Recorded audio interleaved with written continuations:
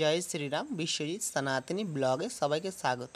তা বন্ধুরা, আজকে ব্লগের যে বিষয়, সেই বিষয়টা হচ্ছে আমি যে ৩ ধাম ১১ দিন পদযাত্রা করছি। এই পদযাত্রায় যে আমি প্রত্যেক দিন কোথায় রাত্রিবাস করি এবং সকালে সেখান থেকে উঠে সারাদিন কি করি, কোথায় স্নান করি, কোথায় খাবার খাই বা কী ধরনের খাবার খাই, খাবার কি কখনো পাওয়া যায় কি যায় না, তার বিষয়ের ওপর কিছু বলা তোমাদের। তো ফাইনালি আমি টেন্ট লাগিয়ে ফেলেছি। সঙ্গে বন্ধুরা খেয়ে নিচ্ছি কফি, অনেকদিন পরে খেলাম।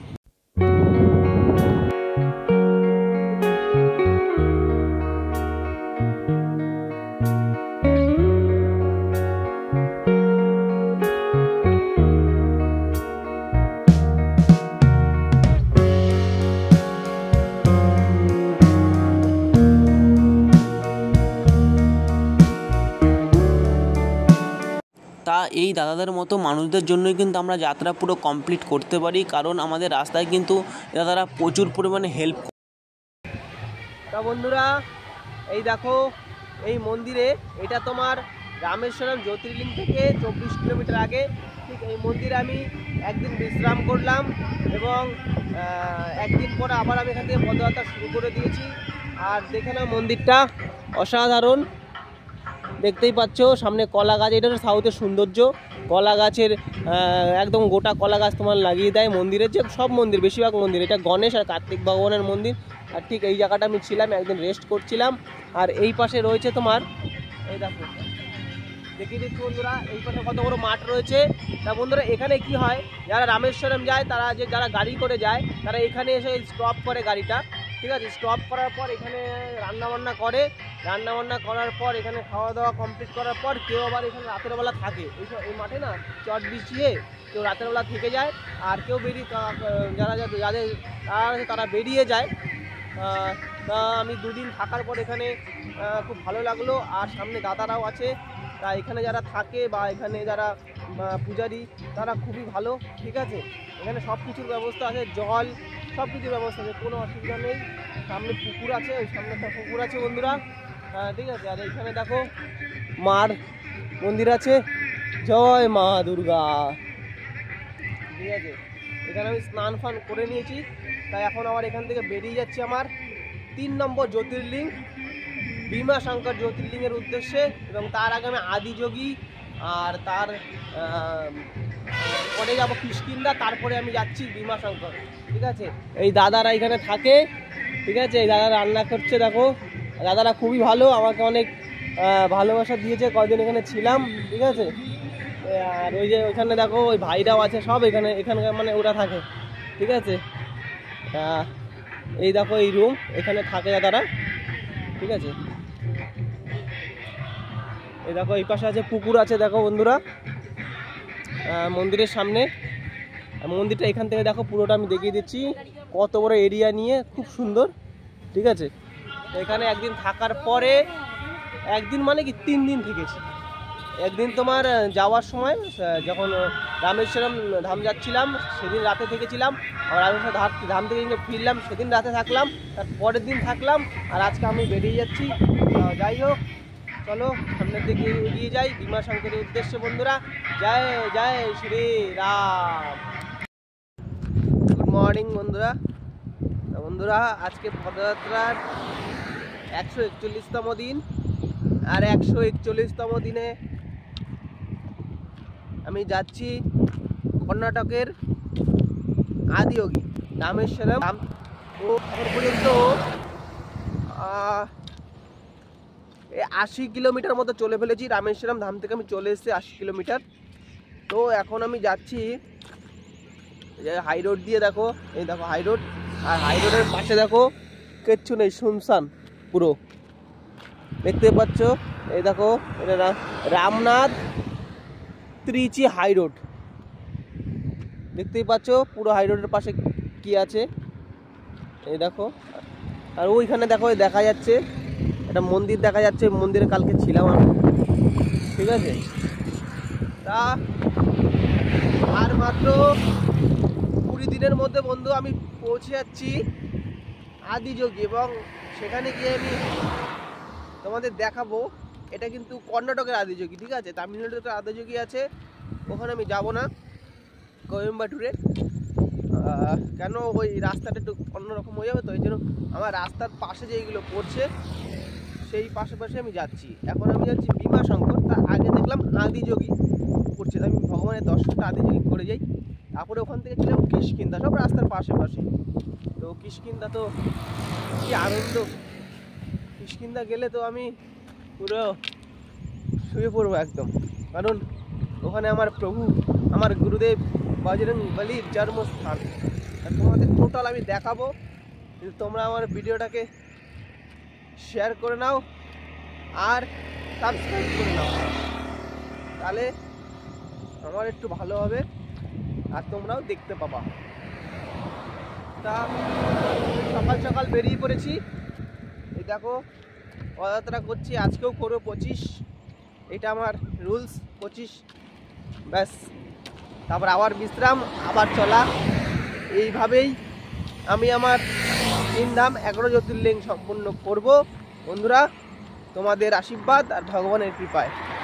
চলো বন্ধুরা, দেখি আজকে সারাদিন কি সমস্যার মধ্যে পড়ি। জয় শ্রীরাম।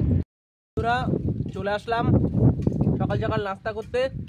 তো আজকে নাস্তায় আলাদা অন্যরকম জিনিস আছে। তো প্রত্যেক দিন যেরকম তোমার ইডলি ধোসা থাকে নাস্তাতে, তো আজকে নাস্তাতে আছে তোমার হলো বন্ডা, এরকম, যেটা আমাদের বাংলায় বলা হয় মালপোয়া, ঠিক আছে। আর ঠিক এই জায়গায় আমি এই ছোট একটা রেস্টুরেন্ট এখানে আমি খাচ্ছি, এই দেখো, ঠিক আছে বন্ধুরা। তো প্রত্যেক দিন তো ইডলি ধোসা খাই, আজকে একটু অন্যরকম জিনিস খেলাম, বন্ডা, অনেক দিন পরে, তা ভালোই খেতে। তা এখান থেকে খেয়ে দিয়ে আমি আবার বেরিয়ে যাব। তো আর আমাকে আরও এখনও 20 কিলোমিটার পদযাত্রা করতে হবে। চলো সামনের দিকে এগিয়ে যাই। যেহেতু খাই না চা কফি, তাও আজকে কী করবো, আশেপাশে কোনো দোকান পাচ্ছি না বলে খাচ্ছি। তো বন্ধুরা আজকে অনেক দিন পর তোমার খাবারের একটু সমস্যা হয়েছে। কীরকম সমস্যা? সমস্যাটা হচ্ছে এখন 2:30 বাজে, সকাল থেকে একটাও আমি কোনো মানে খাবার হোটেল পাইনি, ঠিক আছে, ইডলি ধোসা এইসব হোটেল পাইনি, শুধু মিডিলে একটা বন্ডা খেয়েছিলাম, একটা কফি খেয়েছিলাম, আর কিছুই না। আর এখন দেখো, তো একটা গ্রামের ভেতর দিয়ে আসছিলাম, দেখো এই গ্রামটা দেখতেই পাচ্ছ। তা এখান দিয়ে একটা ঠাকমা, এই দেখো আমার জন্য ওই টোস্ট দিয়ে দিল, টোস্ট বিস্কুট, এইগুলোই খাচ্ছি আমি এখন। তা দেখা যাক কত গিয়ে আজকে খাবার পাই। এখন বিকেল বাজে 4:43, আর একটু আগেই 10 মিনিট আগে আমি ভাত খেলাম। তো কিছু ভাত রেখে দিয়েছি রাতে খাওয়ার জন্য। তো আজকে এই প্রথম হলো যে দুপুরবেলা, দুপুর ছাড়িয়ে মানে একদম বিকেলবেলা আমি ভাত খেলাম। বন্ধুরা আজকে যাত্রার 142তম দিন, আর 141তম দিনে বন্ধুরা ছিলাম দেখো আমি এই মন্দিরে, এই দেখো, এটা তোমার মাতাজির মন্দির, দুর্গা মাতার মন্দির, এই দেখো। আর এখানে রয়েছে একটা ফাঁকা জায়গা বা স্কুল, সেখানে বহু লোক থাকে, ঠিক আছে। আর এই পাশে রয়েছে তোমার হচ্ছে একটা পুকুর, এই দেখো। তো এখন যেহেতু গরমকাল, তাই এখানে জল নেই, বর্ষাকাল অবশ্যই জল হয়। এই দেখো কত পাখি উড়ে যাচ্ছে, দেখো কত সুন্দর। আর এই পাশ দিয়েই পূর্ব দিক, এই দিক দিয়েই সূর্য উদয় হচ্ছে, কত সুন্দর জায়গা। তো এখান থেকে আমি আবার বেরিয়ে যাচ্ছি এখন বন্ধুরা, আবার আমি 25 কিলোমিটার পদযাত্রা করে সেখানে আবার রাত্রিবাস করব। তা বন্ধুরা চলো এগিয়ে যাই। জয় শ্রীরাম। আর আজকে সকালের নাস্তায় রয়েছে আবার সেই ইডলি ধোসা সাম্বার চাটনি, বহুত সুন্দর। এই তামিলনাড়ুর ইডলি ধোসা চাটনি সাম্বার খুব সুন্দর। তা আমি এখন নেমে যাচ্ছি স্নান করার জন্য একটা পুকুরে। তা অনেক দিন পর বন্ধুরা আমি আবার পুকুরে স্নান করব। তা বন্ধুরা আমি পুরোপুরি নেমে গেলাম পুকুরে একদম। তো নেমে গিয়ে ছোটোবেলার কথা অনেক মনে পড়ছিল, অনেক আমি পুকুরে স্নান করতাম। তা সেই রকম চিন্তা করে একটা ডুব দিয়ে দিলাম, ডুব দিয়ে তো এখন অন্য জায়গাকার পুকুর, ঠিক আছে, তাই আমি সাঁতার কাটতে গেলাম, বেশি দূর যাইনি, সামনে গিয়ে আবার চলে আসলাম, ঠিক আছে। এটা তামিলনাড়ুতে বন্ধুরা, তাই সেইভাবে আমি সাঁতার কাটলাম না, সেখান থেকে স্নান করা হয়ে গেছে। এখন আমি উঠে যাচ্ছি পুরো, উঠে গিয়ে আমি আমার ব্যাগের কাছে চলে গেলাম। সেখানে গিয়ে আমি এখন পুরো রেডি হয়ে যাব। স্নান করে ওঠার পরে প্রচুর পরিমাণে খিদে লেগে গেছে। আমি সকালবেলা এক্সট্রা দুটো পরোটা নিয়ে এসেছিলাম। সেই পরোটা দুটো আমি ব্যাগের থেকে বের করে খেতে শুরু করে দিয়েছি বন্ধুরা। এই খাওয়া দাওয়া কমপ্লিট করার পরে আমি ফাইনালি বেরিয়ে পড়ছি আমার ভীমাশঙ্কর জ্যোতির্লিঙ্গ যাওয়ার উদ্দেশ্যে। তা আমি এখন পুরোপুরি রেডি হয়ে যাচ্ছি। দেখো আমি ব্যাগ নিয়ে নিয়েছি, আমার লাঠি, আমার ডান্ডা, আমার শক্তি আমি নিয়ে এবার আমি পুরোপুরি বেরিয়ে পড়লাম বন্ধুরা। তোমাদের ভালোবাসায় আমি এগিয়ে যাবো বন্ধুরা। তোমরা আমাকে ভালোবাসা দিও। এই চলতে চলতে অনেক দিন পর এই ছোট্ট ছোট্ট ভাইদের সঙ্গে দেখা হলো। আর বন্ধুরা দেখো এই ভাইরা আমাকে কিভাবে এই পদযাত্রার যে মনোবল, সেই মনোবল আমাকে বাড়িয়ে তুলছে। অসাধারণ ছোট্ট গ্রামে এই ভাইরা থাকে। দেখো 4-5টা বাড়িঘর মিলে একটা ছোট্ট গ্রাম। আর ভাইরা দেখো কীভাবে আমাকে মানে উৎসাহিত করছে, আর আমার মনোবল এতে আরও বেড়ে গেছে। পুরো রাত হয়ে গেছে, এখনও থাকার ব্যবস্থা হয়নি। দেখি কোথায় থাকার ব্যবস্থা হয়। তামিলনাড়ুর রাতের পরিবেশটা তোমরা একটু দেখে নাও। এই দেখো তামিল রাতের পরিবেশ।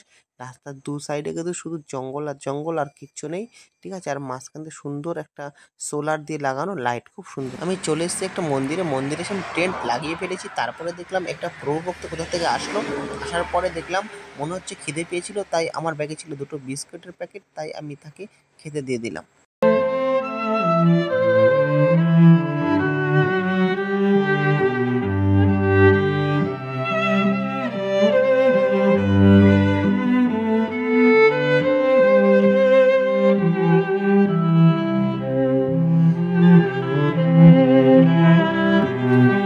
তো ফাইনালি আমি টেন্ট লাগিয়ে ফেলেছি। তো যে মন্দির আছে, মন্দির নতুন হচ্ছে, ঠিক আছে, কেউ নেই। আমি এসে কাকে জিজ্ঞেস করবো, তাও জিজ্ঞেস করিনি, আছে টেন্ট পুরো লাগিয়ে দিয়েছি, এই দেখো। তো এখন আমি শুয়ে পড়বো, সব কিছু হয়ে গেছে। তোমরা সকলেই ভালো থেকো। জয় শ্রীরাম।